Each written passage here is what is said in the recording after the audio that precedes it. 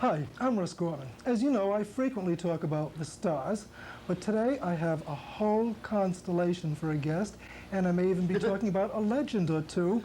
Stick with us, we'll be right back. I'm a detector, smoke detector.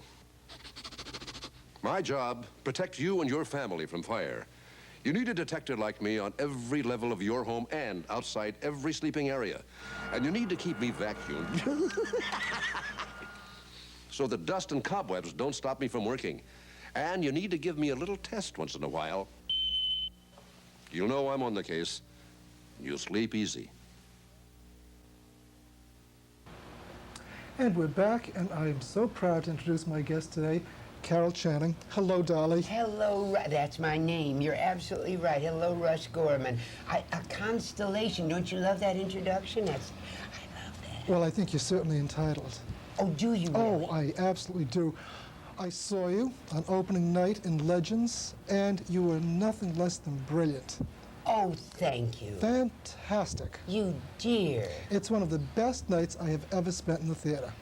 Well, I'm going to tell Mary Martin what you said. Well, I hope you do. I'd be very pleased for her to know that. Oh, You're yes. wonderful. You're wonderful together. The play is great. The entire cast, terrific. Isn't the cast good? Oh, they're wonderful. Now, Gary Beach, you know, has been with the Arena Players in Washington. Yes. And he's done mostly Shakespeare. And he just took to this. All of a sudden, I watched him change it in rehearsal every day. What a departure. Yes, it's a departure. But isn't he good? I love him. He's terrific. Oh, yes. And then Annie Jo. Oh, marvelous actress. Isn't she? She's warm, she's wonderful. She's motherly, and she's only 30 years old. She's going to be a big star. Yes. Definitely. I think so. Oh, yeah. She reminds me of Ethel Waters. It's that great, big warmth of hers, you know? And a great voice. Yes. And she plays the piano. Everything. Everything. Triple threat. Yes. She's terrific. Boston. I have a little coincidence.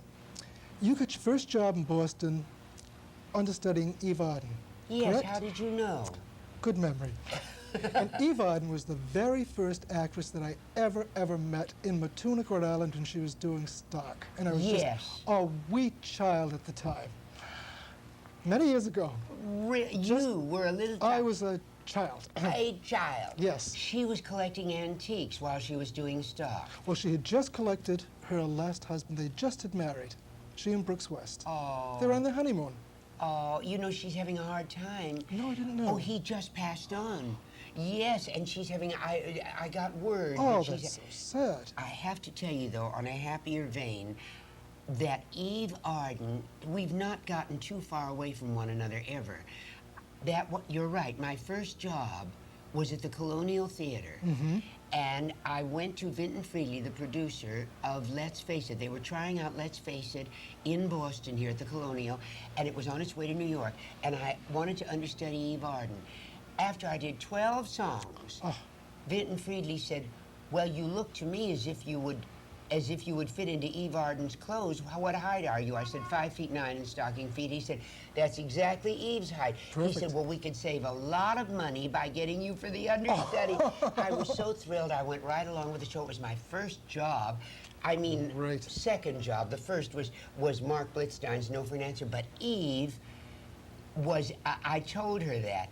Years later, I was doing Hello, Dolly, and I had to go do the movie Thoroughly Modern Millie and leave for 4 months. It was in my contract that I could leave, and Mr. Merrick said, God bless you, I'll get Eve Arden. And Eve stood up in front of the press and everybody and said she got the job because she fit into my costumes. Oh, she's a love. Great. Yes, isn't she great? Yeah, she really is. She's a sweetheart. Oh, she is. She's good looking now, but you should have seen her when I understudied her. Oh, that was a beautiful woman. Well, even when I first met her, still very beautiful. Oh, yes. Oh, yeah. Oh, Danny Kaye was crazy about her. Really? Oh, he was beside himself, his favorite position, he said. That's what he said. Most of our favorite positions. That's right. She's a Virgo, by the way. You're an Aquarian, aren't you? Yes. Yes, January 31st. What does that mean? That means that you'd be pretty compatible with each other. Really? Be a good setup. And of course, you and Mary, Sagittarius and Aquarius, perfection. Really? Oh, ideal. We do get along very well. We always did. Well, no, I didn't know that. I read something in a book that said that Aquarians, that's me, make very good librarians, period. I looked and looked, not a word about talent, not a word about any creative ability whatsoever, so I decided I don't believe in it anymore. Well, whoever wrote the book didn't know what they were talking about. There are more people born under Aquarius in the Hall of Fame than under any other sign. No. And as far as actors and actresses go, Clark Gable, Mia Farrow, Lana Turner, you, George Burns. Well, I'm starting to believe in it. I can go on forever. George Burns, I know that. Burns. George and I celebrate our birthdays together. Tallulah Bankhead and I had a birthday all on the same day. And you see, Christian Scientists don't believe in birthdays. Isn't that heaven? That's perfect. Perfect. But growing up, I thought I was getting killed because I never got a birthday party. Now, it's my favorite part of the whole religion. Yes, of course. Oh, I adore it. I mean, you're not supposed to ever tell anybody either, because then they start helping you across the street and they make you old. You know? I agree totally. You couldn't get me to tell my age if you tore my fingernails out one by one. Really? You get pigeonholed. Well, it's supposed to be that you make a law for yourself, you see. I think you do. Really? Yeah, I think it's a kind of a psychological thing. You see the birthdays coming up and you start to think, well, I'm such and such an age, maybe I shouldn't be doing this, and it's bad thinking. Well, the American Medical Association says, Russ, that people hit their prime of life at all different times. Sure they do. Some people hit it in their teens, some people, well, you can see, I haven't hit it yet. I mean, nowhere near. I've not got myself together yet. So it has to be ahead somewhere. Well, you know why I'm agreeing with you on this? Every time I see you, you're wonderful, and I think, I don't know how she does it. And then the next time, you're better. No. Yes. I saw you. Aren't you nice? Oh, but it's true. I saw you in Jerry's Girls here in town, what, a year ago, year and a half? Yes, yes, year and a half. Fantastic. I thought, I don't believe it. I don't know how she does it. And then this show, Legends, better. Well, it must be a better script. No, it's you. You're growing. You're growing, you're expanding your talent all the time. You see, they say that when a person is growing, he never knows it. That's probably true. You're just struggling and trying to get the thing right, but you don't realize you're growing and learning. And then you can look back and see when you grew and learned. That's it. But you can't tell at the time. And most likely, if you think you're growing, you're not. Isn't that interesting? And you say I'm growing. Oh, yeah. Now, Russ, I didn't know that. How good of you to tell me, because it takes another person. I agree. But I'm totally sincere because, as I say, in Jerry's Girls, I thought, she can't possibly get any better than this. And then all of a sudden, you were. I used to like in Jerry's Girl standing on top of the piano doing Mame. Oh, yeah. Did you like Yes. that? Loved the Bored whole but show. adored. Singing all those wonderful things to her. You took the husk right out of the corn, and then Mame is just so, she just knows it. Yeah, Of she just course. does. Yeah, Sure. she knows that. She's all of those things, and then some. Yeah. Maybe she was an Aquarian. I wouldn't. I wonder. I must tell you, a terrible thing Tallulah Bankhead said. We used to rehearse birthdays together. She'd take all the booze home, and I got to take all the birthday cakes. Well, we both looked it, too, at the time. So I took a, she would say, darling, everybody was born on our birthday. Everybody great was born on our birthday. She said, President Roosevelt was born on our birthday, and so who all was born. She made up all kinds of things, and finally she said, oh, Eddie Cantor was born on our birthday, and even Jesus Christ Almighty was born on our birthday, and don't let those Roman calendars fool you. And you know Jesus wasn't born on our birthday. She just made it up. She decided that was it. Why not? Oh, sure. I think John Barrymore was probably around there, too. Didn't you have a big crush on John Barrymore at one time? Everybody. Everybody. She had one on everybody. Yeah. Yeah. Yes, Tallulah was, yes, she just was a great romantic, I think. Oh, yes. A friend of mine worked with her in the last Ziegfeld Follies, I think it was, what, the early 50s? Yes. Yeah, Sheila Smith worked with her, as did James Kirkwood, same show. James Kirkwood was in there. Same show, yeah. Yes. And, of course, there's a million stories that they have, and all great. Of course. Yeah, she said that Tallulah was her spiritual mother. Yes. She was just that warm and loving. Now, She who loved said her. this? Sheila Smith. Sue Smith. Yeah. Sheila's done Follies and lots of different shows. Uh-huh. She's still very active, too. Gentlemen prefer blondes. Okay, it's time. I it's must tell time you to that James prove. Kirkwood, he wrote our play, you know, the Pulitzer Prize winning yes. playwright, all that. James Kirkwood said Tallulah got so nervous before every show, she said, oh, help me. Oh, my God, help me. Please, Carol. And he said she got him so nervous that he went out there and was shaking like a leaf, worried about her, and she walked out on that stage, threw off 40 years and came out and was just charming to everybody. And they just loved her, and she was adorable, and he said she wrecked him. Oh, everybody else? Yes. Destroyed, and Yes. she was in prime shape. Yes. I have to show you something. Does that look at all familiar to you? Yes, that's the first scene. No, it's the Chili number. The Gentlemen Chili prefer number. blonde. So I was saying I could prove. Okay. I also want to show you this. Oh, that's from Gentlemen Prefer Blondes. Can you see this? Can you see that? This is the Ile de France. Anita Loos sailed on the Ile de France so often. She wrote Gentlemen Prefer Blondes. And wasn't she great? Oh, wasn't she? Now, this she is was when my spiritual mother. This is when I developed my first crush on you in Gentlemen Prefer Blondes. You were in a blanket. I was in the, well, I'm not going to argue with you because we agreed earlier That's right. that I'm going to be a Christian Scientist from here on and as far Oh, as you the are? birth to At least that part you of bet. it. Yes, all right. Oh, those sweet showgirls, they were adorable, you know. Why is it that beautiful girls are always so dear and so sweet? They were so wonderful. They used to honey around. I'd give them presents, bedroom slippers, anything I happened to see. Oh, they just loved them. You know, they were darling. What is that? My husband says it's because, I said, why are all models and showgirls and lovely creatures, why are they so dear and we just cotton to one another? He said, well, you see, you're not in competition with one another.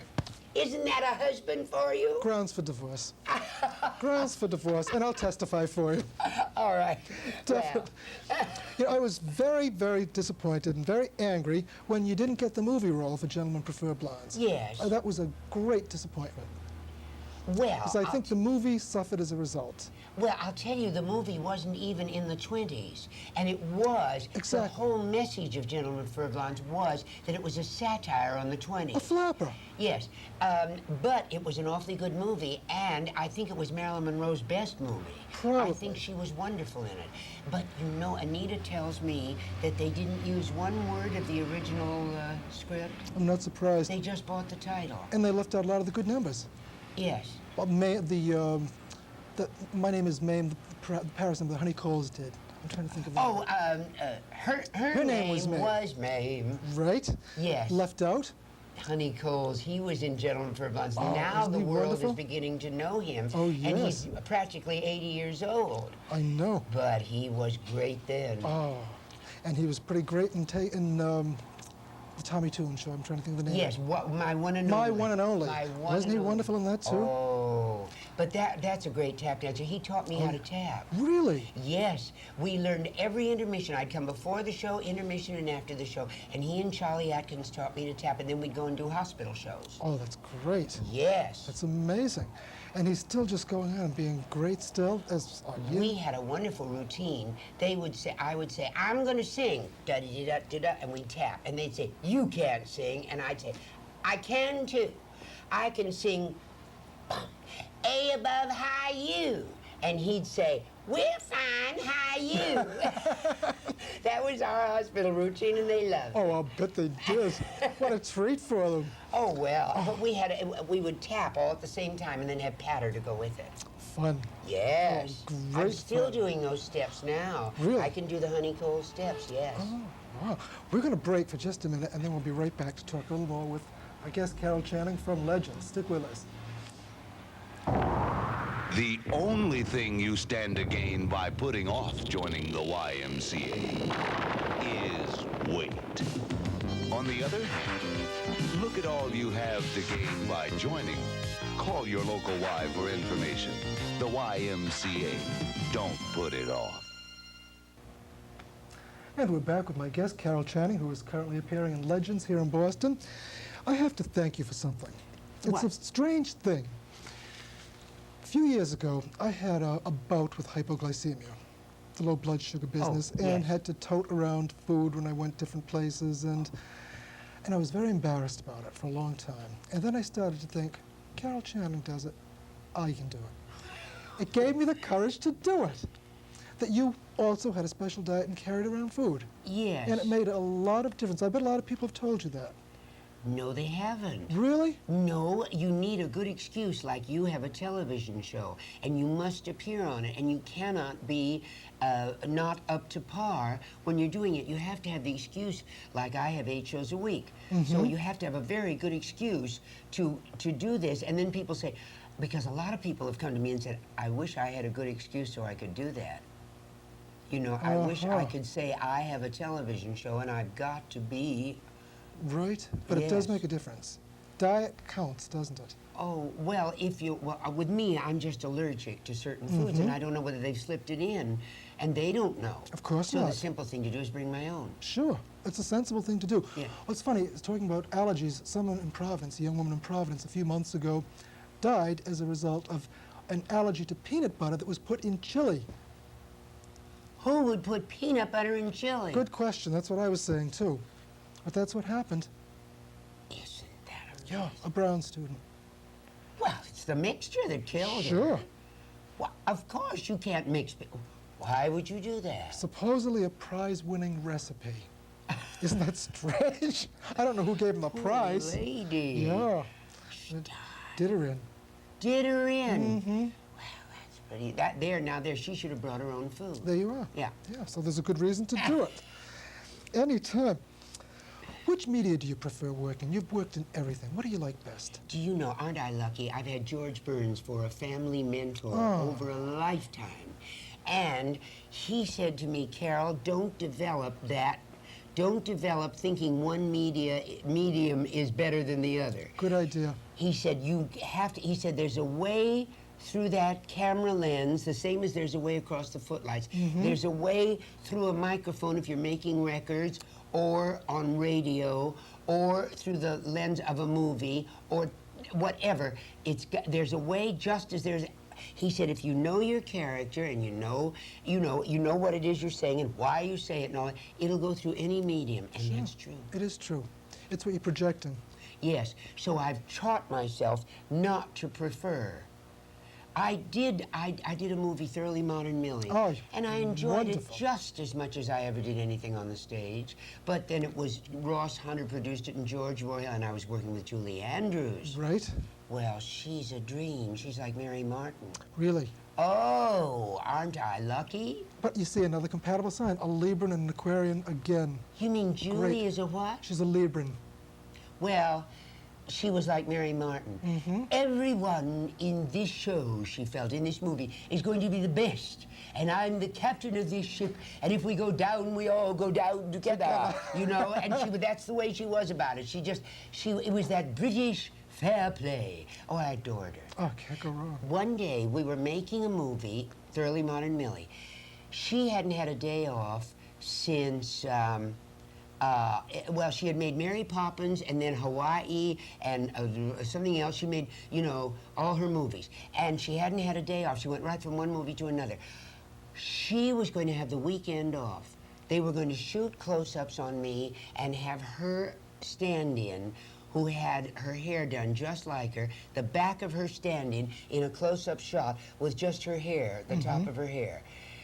I sat there, and Julie walked in on her day off, her first day off, and said, I said, Julie, why are you here? She said, I'm here because I knew you were doing your close-ups. So I said, well, Julie, I wouldn't have talked the same way to your stand-in as to you. She said, I knew that, that's why I'm here. And she sat there, took both my hands, and I had just come from playing to 7,500 people in Oklahoma City. Wow. And I had to lead, to project in an auditorium like that. I had just finished projecting. My first day on the set, George Roy Hill said, now we're taking a close-up of you. The camera will end at your eyebrows and at your lower lip. And then it will end here. It's that kind of a close-up. Now, don't breathe and don't move, but be in character, but don't move, and but relax, but don't take a breath or you'll go out of the camera range, and also but be Muzzy, be your character Muzzy. And he just we were going back and forth, and Julie took both my hands and said yes. And do you know that better than the director, better than anyone, better than me, you know Muzzy better than anyone else in the world. So you just relax. And I thought, that's right. She said, if I were playing Muzzy, I would know Muzzy better than anyone else in the world. But you're playing Muzzy, and you know her better than anyone else in the world. And I thought, I don't have to do anything. All I have to do is sit here, and I am Muzzy. I am Muzzy. I am my own concept of Muzzy, what I think she is. And nobody else knows her as well as I do. And I'm utterly relaxed. And that was the scene. I got nominated for an Academy Award on it. You should have gotten it. Julie did it. She did it. She sat there, and I said, Julie, I've never had anybody. You know, it says, Agnes DeMille wrote this wonderful book saying, Martha Graham says, go into your closet. It says in the Bible, go into your closet and keep your channel open. You just go in your closet, close the door, don't let anybody else in, keep your channel open. And I've done that always. Go in the closet, close the door. Who is this character? Who is Sylvia Glenn in Legends? I've always done that, always. And you get it all by yourself, you know. And I said, Julie, that's the first time anybody entered my closet and messed around with my holy domain. And Julie said, really? I have many friends that mess around in my holy domain. Well, now you have a friend. You must come to me often. And then after that, she insisted that we would shoot a scene, and then she would say, oh, what did you think of that? Do you think that's a take? It's a 50-50 thing with her. Right. She's not going to help you. You've got to help her, too. Isn't that wonderful? Fair. Oh, I tell you. Fair is Aren't I fair. lucky? Mary Martin, she does the same thing. Does she? She's devoted to me. I'm devoted to her. We always have been. We wanted to work together forever.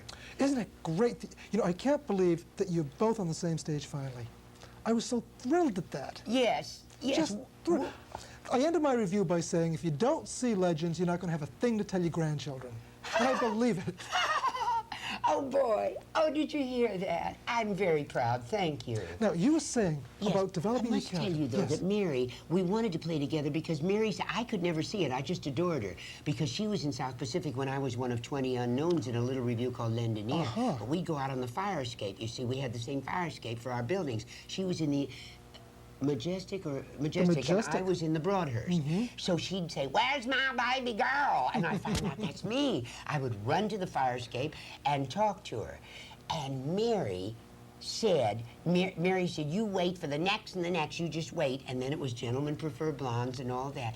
But you know what she said, I always knew our chemistry was good together. And I said, I didn't know that. She said, yes, I always wanted to work with you, baby doll, because she said, we have a good chemistry. We're very, very opposite. She said, it's because we're so opposite, and that I know.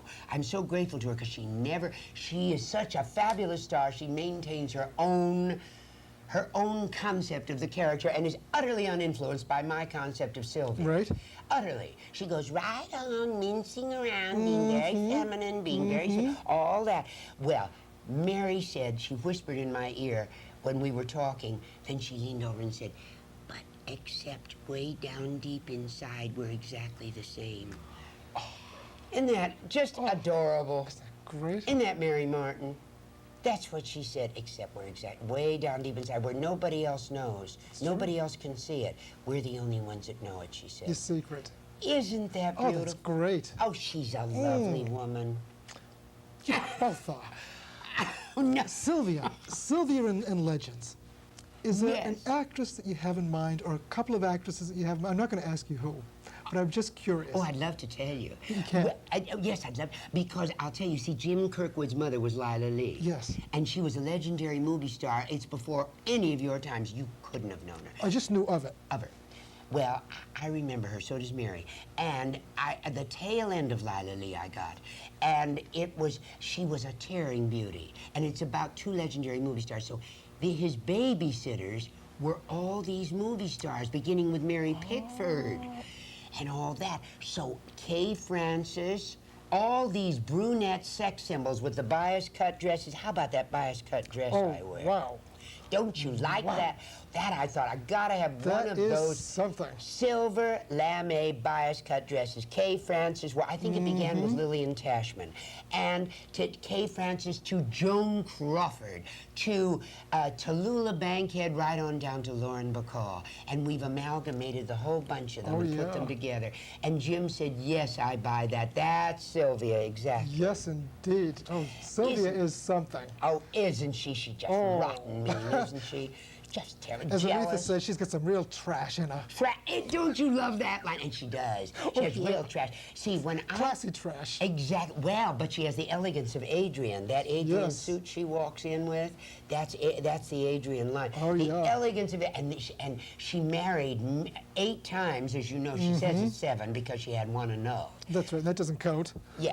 But 8 husbands. Well, these 8 husbands all elevated her in one way or another. I'm sure one was a college professor and she got a college education. One was probably Pick Fair, Doug Fairbanks Jr., and she married right into Pick Fair, into the hierarchy of Hollywood. She married into aristocracy. Each husband elevated her. Just a little higher. Yeah, she's from the wrong side of the tracks, but more power to her. Oh, she yeah. spoke perfect English. I remember her saying, "It was I who started..." No, yes.